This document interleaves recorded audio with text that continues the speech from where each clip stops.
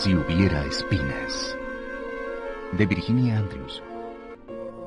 Cuando papá no iba a buscarme al colegio para llevarme a casa, tomaba un autobús escolar que me dejaba en un lugar aislado donde recogía mi bicicleta, que había escondido en un barranco próximo por la mañana, antes de subir al autobús. Para ir a mi casa tenía que pedalear a lo largo de una estrecha y sinuosa carretera que discurría por una zona en que no había casa alguna, hasta que llegaba a la enorme y deshabitada mansión que siempre atraía mi mirada y hacía que me preguntase quién había vivido en ella y por qué la había abandonado. Cuando veía aquella casa, reducía automáticamente la velocidad, sabiendo que pronto estaría en la mía. A media hectárea de aquel caserón se hallaba nuestro hogar, aislado y solitario. Vivíamos en Fairfax, a unos 32 kilómetros al norte de San Francisco. Al otro lado de las montañas había un bosque de pinos gigantescos, y más allá estaba el mar. Era un lugar frío y en ocasiones lúgubre, especialmente cuando la niebla se extendía envolviendo el paisaje durante todo el día, convirtiéndolo en algo espectral. Sí, la niebla podía resultar fantasmagórica, pero también romántica y misteriosa. Aunque mi casa me gustaba mucho, me asaltaban vagos y turbadores recuerdos de un jardín meridional, lleno de colosales magnolios revestidos de musgo. Me acordaba de un hombre alto, cuyos cabellos negros empezaban a encanecer. Un hombre que me llamaba hijo. No recordaba su cara con tanta claridad como la sensación de calor y seguridad que me infundía. Supongo que una de las cosas más tristes, cuando uno crece y se hace mayor, es que nadie es lo bastante grande y fuerte para levantarle a uno, sostenerle en brazos y hacer que se sienta de nuevo seguro. Chris era el tercer marido de mi madre. Mi verdadero padre murió antes de que yo naciera. Se llamaba Julián Marquette y era conocido por todos los aficionados al ballet. En cambio, casi nadie fuera de Claremont, en Carolina del Sur, había oído hablar del doctor Paul Scott Sheffield, el segundo marido de mi madre. En ese mismo estado sureño, en la población de Greenland, vivía mi abuela paterna, Madame Marisha.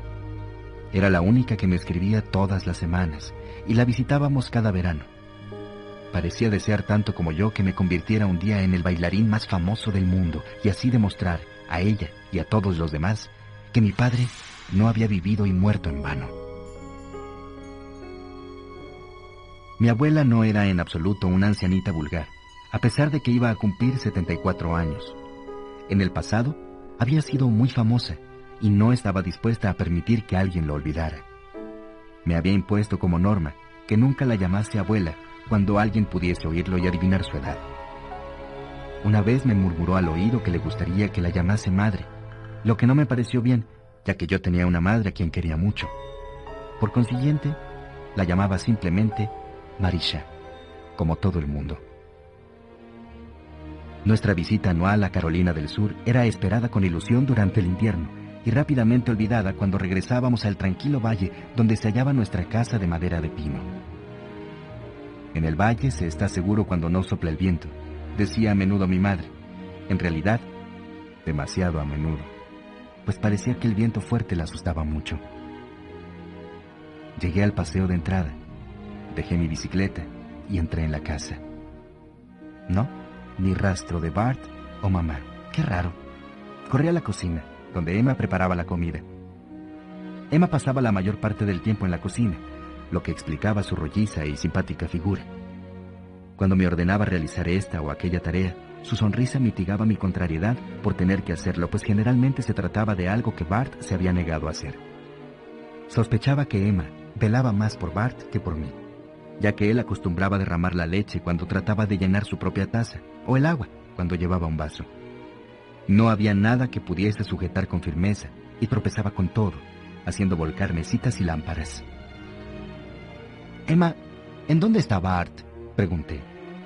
Te aseguro, Jory, que me alegraré el día en que ese chico pase en el colegio tanto tiempo como tú. Me espanta verlo estar en la cocina todo el tiempo. Tengo que dejar lo que estoy haciendo y mirar alrededor para prever qué derribará o con qué se va a tropezar. Gracias a Dios que tiene esa pared donde sentarse, A propósito, ¿qué hacen allí? Nada, respondí. No quería explicarle con qué frecuencia saltábamos el muro para jugar en la casa abandonada. No teníamos derecho a entrar allí, pero los padres no podían ver o enterarse de todo. Oye, ¿dónde está mamá? Emma dijo que había regresado temprano después de suspender la clase de ballet, lo que yo ya sabía. La mitad de sus alumnos están acatarrados, le expliqué, pero ¿dónde está ahora mi mamá? Jory, no puedo vigilar a todo el mundo y hacer mi trabajo al mismo tiempo. Hace unos minutos dijo que subiría al ático para buscar unas fotografías antiguas.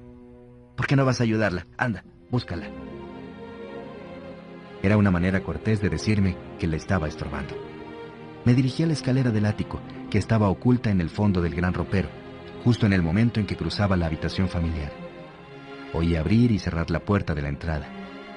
Sorprendido, vi que papá estaba plantado, inmóvil en el vestíbulo, con una expresión reflexiva en sus ojos azules tan extraña que no me atreví a llamarlo e interrumpir sus pensamientos. Me paré, indeciso. Después de dejar su maletín de médico, se dirigió a su habitación. Tenía que pasar por delante del ropero cuya puerta estaba entreabierta. Se detuvo, escuchando como yo el débil sonido de una música de ballet que procedía del ático.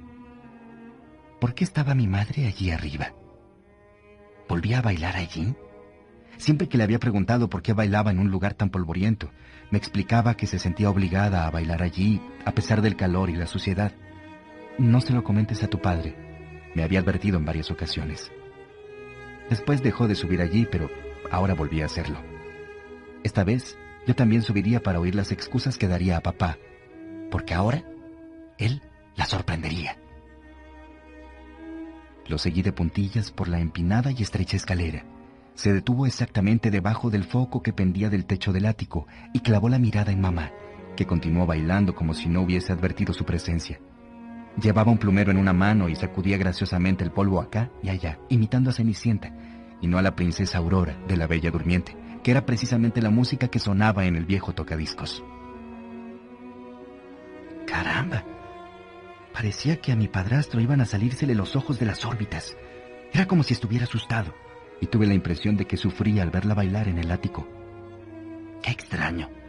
El amor que él y mi madre se profesaban era muy distinto del que observaba entre los padres de los pocos amigos que tenía. Parecía más intenso, tumultuoso y apasionado. Cuando creían que nadie los veía, se miraban fijamente y alargaban una mano para tocarse siempre que se cruzaban sus caminos. Yo tenía 14 años y Bart 9, de modo que ambos estábamos aún muy lejos de la edad adulta. Sin embargo, yo estaba en plena adolescencia y empezaba a fijarme más en las actitudes de quienes representaban para mí los modelos más significativos. A menudo me interrogaba sobre las diferentes facetas de mis padres, la que exhibían ante los demás, la que mostraban delante de Bart y de mí, y por último, la más ferviente, la que reservaban para sus momentos de intimidad. ¿Cómo podían saber que sus hijos no eran siempre lo bastante discretos para darse la vuelta y marcharse, que era lo que hubiesen debido hacer? Tal vez las personas mayores eran así, especialmente los padres. Papá siguió mirando fijamente a mamá, mientras ésta giraba en rápidas piruetas, haciendo que sus cabellos se extendieran en semicírculo. Llevaba leotardos. Yo contemplaba asombrado su danza mientras ella blandía el plumero como una espada, amagando estocadas contra los antiguos muebles que Bart y yo conocíamos también. Esparcidos por el suelo y los estantes había juguetes estropeados, cochecitos infantiles, patines y platos que ella o Emma habían roto y que mamá pensaba pegar algún día. Con cada sacudida del plumero levantaba torbellinos de polvo.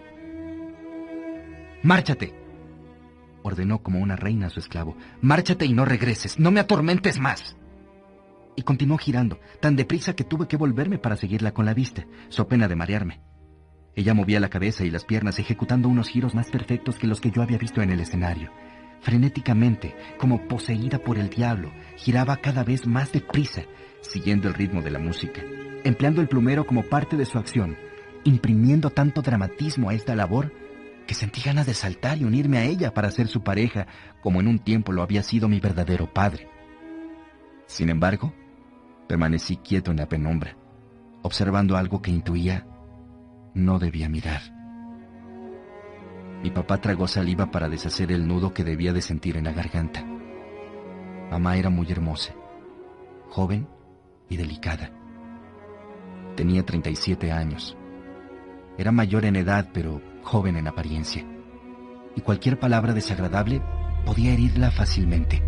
¡Katy! ¡Katy!, exclamó papá levantando la aguja del disco. ¡Basta! ¿Qué es lo que estás haciendo? ¡Basta! ¡Detente! Al oírlo, agitó los finos y pálidos brazos fingiendo espanto, acercándose a él con esos pasos menudos y regulares, denominados bourrée, para acto seguido volver a girar en una serie de piruetas alrededor de él, amenazándolo con el plumero. ¡Basta, basta, basta ya!, repitió él, arrebatándole el plumero y arrojándolo. Le sujetó los brazos sobre la cintura, y un intenso rubor tiñó las mejillas de mamá. Después, aflojó su presa lo suficiente para que ella pudiese agitar los brazos como si fueran las alas de un pájaro herido, y llevarse las manos al cuello. Sobre las manos pálidas y cruzadas, sus ojos azules parecieron más grandes y oscuros. Sus labios carnosos empezaron a temblar, y poco a poco, de mala gana, miró en la dirección que señalaba el dedo de papá. Yo también miré, y me asombró ver 2 camas en una parte del ático donde pronto se iniciaría una nueva construcción. Papá había prometido montar allí una habitación de recreo para nosotros, pero ¿qué significaban 2 camas entre aquel montón de trastos viejos? ¿Por qué? Entonces, habló mamá. Chris, estás en casa, no sueles venir tan temprano.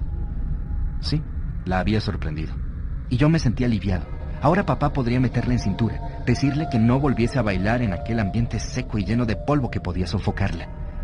Advertí que a ella le costaba inventar una excusa. Katy, sé que yo subí esas camas, pero ¿cómo las pusiste juntas? ¿De dónde sacaste los colchones? Luego pareció sobresaltarse por segunda vez al reparar en una cesta de merienda colocada entre las camas. Katy, ¿por qué ha de repetirse la historia? ¿Acaso no podemos aprender de los errores de otros? Tenemos que hacer esto otra vez, Katy. ¿Otra vez? ¿De qué estaba hablando? Catherine, no te quedes ahí plantada con aire de inocencia, como una niña mala sorprendida al robar algo. ¿Qué hacen ahí esas camas con sábanas limpias y mantas nuevas? ¿Y la cesta de la merienda? ¿Acaso no vimos durante demasiado tiempo otras similares para que tengamos que continuar viéndolas durante toda la vida? Me acerqué un poco más y me oculté detrás de un puntal que apuntalaba las vigas. Había entre ellos algo triste y doloroso, algo reciente, como una fea herida que se negase a cicatrizar. Mi madre pareció avergonzada y súbitamente turbada. El hombre a quien yo llamaba papá parecía aturdido, y comprendí que deseaba abrazarla y perdonarla. Katy, Katy, Katy, no seas como ella. Por lo que más quieras, Katy. Mamá irguió la cabeza, echó los hombros hacia atrás y lo miró con arrogancia. Luego le dirigió una sonrisa encantadora. Hacía todo esto solamente para que él cesase de formular preguntas a las que no quería responder. Mírame, Katy. Ya no eres una dulce jovencita ingenua, y esto no es un juego. No hay razón para que esas camas estén ahí. Y la cesta de la merienda solo acrecienta mis temores. ¿Qué diablos estás tramando? Mamá tendió los brazos como para abrazarlo, pero él la rechazó. No, no trates de seducirme cuando siento náuseas. Todos los días me pregunto cómo puedo regresar a casa y no estar harto de ti, y sentir lo mismo que hace tantos años después de todo cuanto ha sucedido. Sin embargo, sigo amándote año tras año, necesitándote y confiando en ti. No aceptes mi amor y lo conviertas en algo repugnante, por favor. Ayúdame, Chris, ayúdame. No actúes como si no entendieras nada. No recuerdo haber comprado la cesta, de verdad, créeme. La otra noche soñé que subí aquí y juntaba las camas, pero hoy cuando subí las vi. Supuse que tú las habías puesto así. Katy, yo no puse las camas ahí.